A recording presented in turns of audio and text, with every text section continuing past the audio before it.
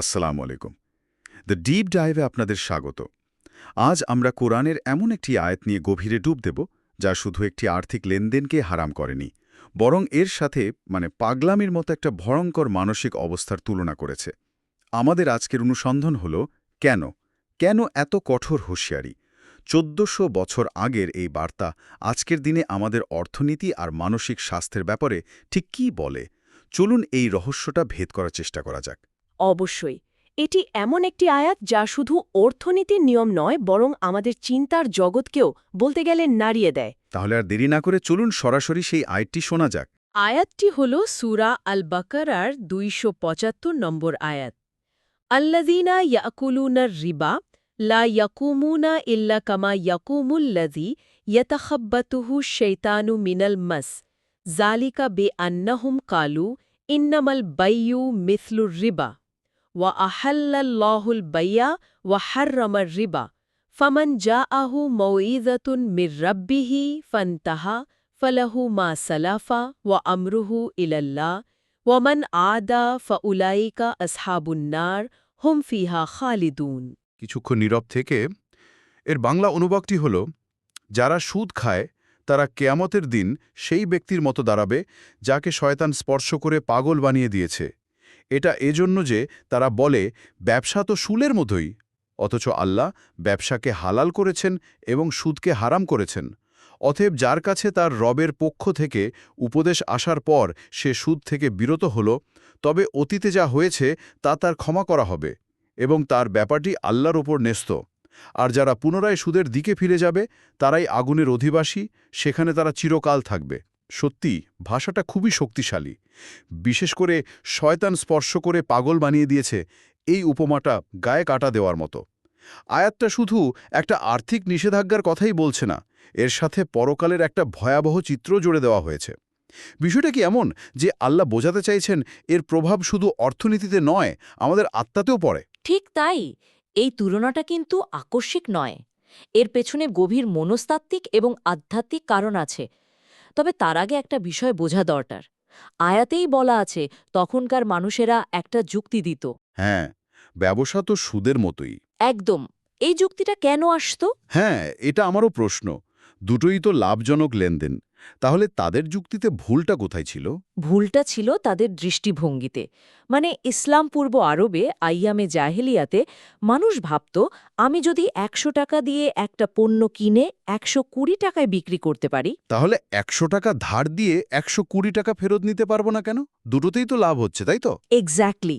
তারা ফলাফলির দিক থেকে দুটোকে এক করে ফেলেছিল। আল্লাহ তাদের এই সরল রৈখিক কিন্তু বিপজ্জনক যুক্তিটাকে ভেঙে দিচ্ছেন। তিনি বলছেন, তোমরা ঠিক করবে না কোনটা কিসের মতো, আমি ঠিক করব কোনটা হালাল আর কোনটা হারাম। পদ্ধতির বৈধতাটাই আসল, কেবল লাভজনক হওয়া নয়। দারুণ পয়েন্ট। তাহলে চলুন ওই পাগলা বানিয়ে দেওয়ার উপমাটা নিয়ে আরেকটু গভীরে যাই। এটা কি শুধু একটা রূপক, নাকি এর কোনো বাস্তব ভিত্তিও আছে? এর দুটো দিকই আছে। পারলৌকিক দিকটা তো স্পষ্ট। হাসরের মাঠে সুদখোর ব্যক্তিরা সুস্থভাবে দাঁড়াতে পারবে না। তারা মৃগীরোগীর মতো ছটপট করতে থাকবে, যা হবে চরম অপমানের এক দৃশ্য। হুম। কিন্তু এর একটা দুনিয়াবি দিকও আছে, যা আরও বেশি ভাবনার। যারা সুদের কারবার করে তাদের মধ্যে এক ধরনের মানি ম্যাডনেস বা অর্থের নেশা তৈরি হয়। তাদের আরও চাই, এই ক্ষুধাটা কখনো মেটে না। তারা ঝুঁকিহীন নিশ্চিত লাভের পেছনে এমনভাবে ছোটে যে তাদের বিবেক, মনুষ্যত্ব, এমনকি মানবিক সম্পর্কগুলো নষ্ট হয়ে যায়। এটা এক ধরনের মানসিক বিকারগ্রস্ততা। তার মানে সেই সময়ের মানুষেরা যে বলতো ব্যবসা তো সুদের মতোই, তারা আসলে মূল পার্থক্যটাই ধরতে পারেনি। সেই পার্থক্যটা ঠিক কি? মূল পার্থক্য দুটি শব্দে বলা যায়: ঝুঁকি এবং মূল্য সংযোজন। ব্যবসায় একজন উদ্যোক্তা তার মেধা, শ্রম, সময় এবং পুঁজি বিনিয়োগ করে। এখানে লাভ হতে পারে, আবার লোকসানও হতে পারে। এই ঝুঁকিটা সে নেয়, ঠিক। এবং এই প্রক্রিয়ায় একটা পণ্য বা সেবা তৈরি হয়, যা অর্থনীতিতে নতুন ভ্যালু বা মূল্য যোগ করে। কিন্তু সুদে কি হয়? ঋণদাতা কোনো ঝুঁকিই নেয় না।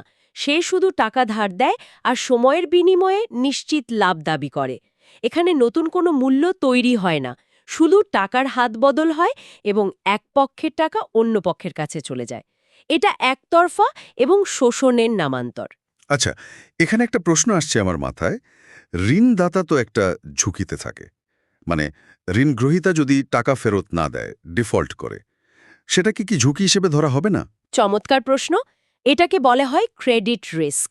কিন্তু এটা ব্যবসার ঝুঁকির মতো নয়। ব্যবসার ঝুঁকি হল অর্থনৈতিক কর্মকাণ্ডের সাথে সরাসরি জড়িত, যেমন বাজারে পণ্যের চাহিদা কমে যাওয়া, উৎপাদন খরচ বেড়ে যাওয়া, এইসব। আর ডিফল্ট রিস্ক হল চুক্তিভঙ্গের ঝুঁকি। সুদভিত্তিক ব্যবস্থায় ঋণদাতা এই ঝুঁকি কমানোর জন্যই তো মর্টগেজ বা জামানত রাখে, তাই না? মূল কথা হল ঋণদাতা ব্যবসায়িক লাভ লোকসানের অংশীদার হয় না, সে কেবল তার নিশ্চিত মুনাফা চায়। আর এখানেই ব্যবসার সাথে এর মৌলিক পার্থক্য। পরিষ্কার হলো, ঝুঁকি আর মূল্য সংযোজনের এই পার্থক্যটাই আসল। আচ্ছা, এমন তো অনেকেই আছেন যারা হয়তো না জেনে বা পরিস্থিতির শিকার হয়ে এই ভুলের মধ্যে ছিলেন। তাদের জন্য কি কোনো আশার কথা বলা হয়েছে আয়াতে? হ্যাঁ, এবং এটাই এই আয়াতের অন্যতম সুন্দর একটা দিক।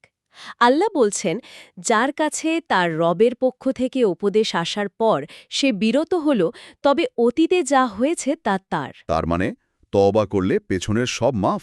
এর মানে হল, যে মুহূর্তে একজন ব্যক্তি জানতে পারল যে এটা হারাম এবং সে অনুতপ্ত হয়ে পুরোপুরি এটা ছেড়ে দিল, ইসলাম তার অতীতের ভুলকে মুছে দেয়।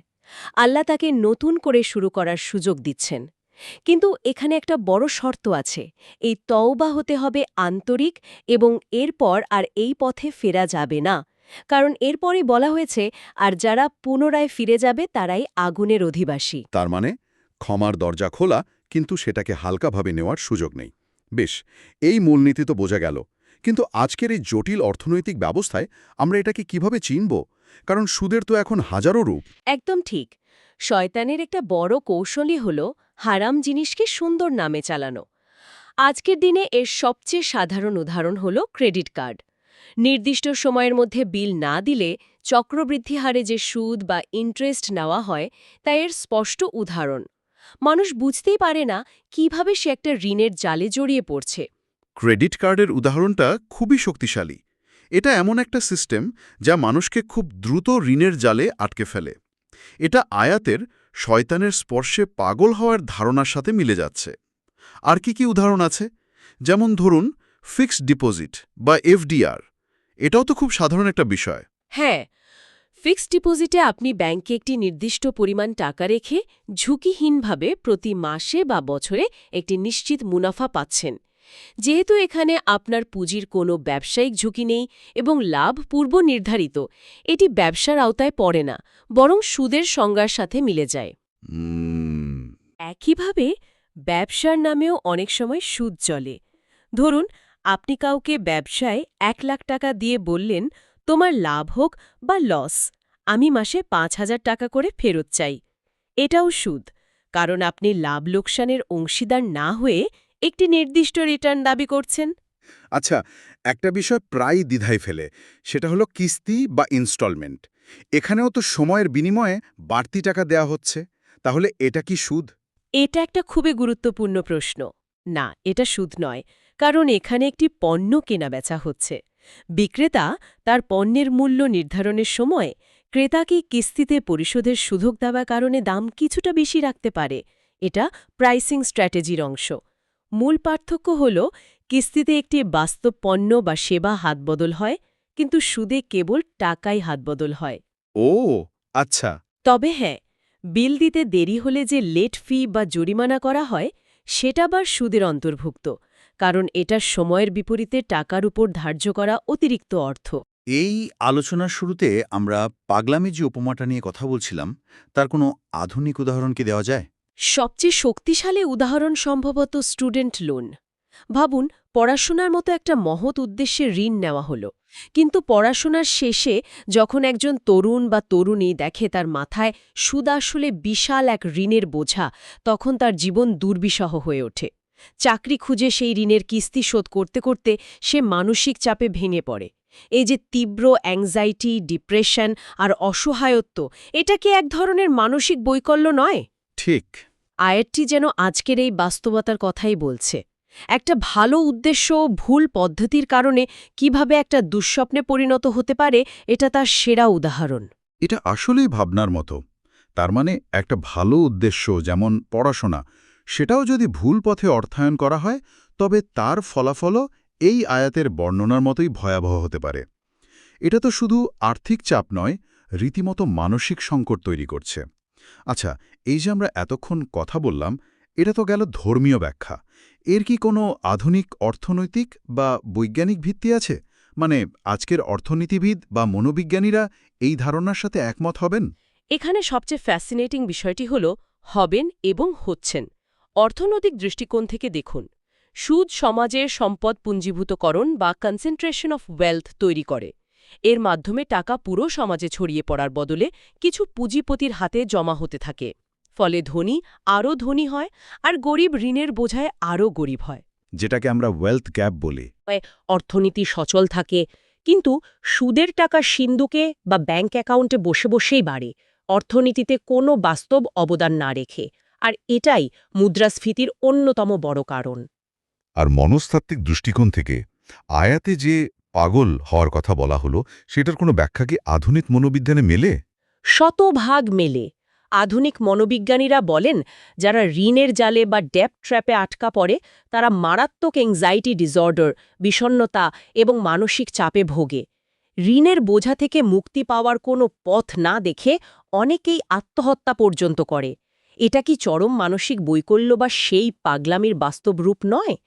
সুতরাং আয়াতটি কেবল একটি আধ্যাত্মিক রূপক নয়, এর একটি গভীর সমাজ মনস্তাত্ত্বিক ভিত্তিও রয়েছে, যা আজ বিজ্ঞান প্রমাণ করছে। তার মানে এটা কোনো বিচ্ছিন্ন বা সেকেলে নিয়ম নয়, এর সাথে আমাদের ব্যক্তিগত শান্তি এবং সামাজিক ভারসাম্যের প্রশ্ন জড়িত। তাহলে এই দীর্ঘ আলোচনা থেকে আমাদের জন্য মূল শিক্ষণীয় বিষয়গুলো কি দাঁড়ালো? দেখুন, প্রথম এবং প্রধান শিক্ষা হল আল্লাহর আদেশের সামনে নিজের সীমিত যুক্তিকে দাঁড় না করানো। তিনি যখন কিছু হারাম করেন, তার পেছনে অগণিত হিকমত বা প্রজ্ঞা থাকে, যা হয়তো আমরা তাৎক্ষণিকভাবে বুঝি না। দ্বিতীয়ত, সুদের মাধ্যমে অর্জিত সম্পদকে সম্পদ মনে হলেও তা আসলে ভেতর থেকে মানুষকে ধ্বংস করে দেয়। এটা অনেকটা পেটে আগুনের অঙ্গার ভরার মতো। তৃতীয়ত, আল্লাহ অত্যন্ত দয়ালু, তিনি তওবার দরজা সবসময় খোলা রেখেছেন, কিন্তু সেই সুযোগকে অবহেলা করা উচিত নয়। আর হালাল ও হারামের মধ্যে যে শান্তির পার্থক্য, সেটাও তো একটা বড় শিক্ষা, তাই না? একদম।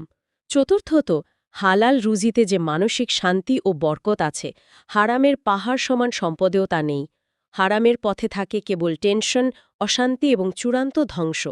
আর সবশেষে একটা কথা মনে রাখা খুব জরুরি, হারামকে সুন্দর নাম দিলেই তা হালাল হয়ে যায় না। আমরা সুদকে, ইন্টারেস্ট, মুনাফা বা সার্ভিস চার্জ যে নামই দিই না কেন, এর ভেতরের প্রকৃতি বদলায় না। ঠিক যেমন কেউ যদি শূকরের মাংসকে খাসি বলে বিক্রি করে, হ্যাঁ, তাতেও ওটা হারামই থাকবে। তাহলে এই পুরো আলোচনার সার কথা যদি এক বাক্যে বলতে হয়, সার কথা হল, সুদ একটি আত্মঘাতী অর্থনৈতিক ও আধ্যাত্মিক সিদ্ধান্ত, নিজের ধ্বংস নিজে ডেকে আনার শামিল। অন্যদিকে ব্যবসা একটি পবিত্র ও সৃজনশীল প্রক্রিয়া, যা সমাজকে গড়ে তোলে। আল্লাহর ক্ষমার দরজা তাদের জন্য খোলা, যারা আজই এই ধ্বংসের পথ থেকে ফিরে আসার সিদ্ধান্ত নেবে। জীবনে প্রকৃত শান্তি খুঁজতে হলে সুদকে না বলতেই হবে। আজকের এই আলোচনা আমাদের একটি গভীর চিন্তার খোরাক দিল। আমরা দেখলাম কিভাবে 1400 বছর আগে একটি নির্দেশনা আজকের জটিল অর্থনৈতিক ও মনস্তাত্ত্বিক বাস্তবতার সাথে অক্ষরে অক্ষরে মিলে যায়। এটা সত্যিই বিস্ময়কর। এখন একটি বিষয় ভাবার জন্য রেখে যাচ্ছি। এই আলোচনা থেকে আমরা বুঝলাম যে সুদ কেবল একটি ব্যক্তিগত আর্থিক লেনদেন নয়, বরং এটি একটি মানসিক অবস্থাও তৈরি করে, যাকে বলা হয়েছে পাগলামি বা বিকারগ্রস্ততা। প্রশ্ন হল, আমাদের ব্যক্তিগত ব্যাংক অ্যাকাউন্টের বাইরে সুদের নীতির উপর ভিত্তি করে যখন একটি পুরো সমাজ বা বিশ্ব ব্যবস্থা গড়ে ওঠে, তখন তা আমাদের সামষ্টিক মানসিক এবং আত্মিক স্বাস্থ্যের উপর ঠিক কী ধরনের প্রভাব ফেলছে? আমরা কি সবাই মিলে সেই বিকারগ্রস্ততার দিকেই এগিয়ে যাচ্ছি?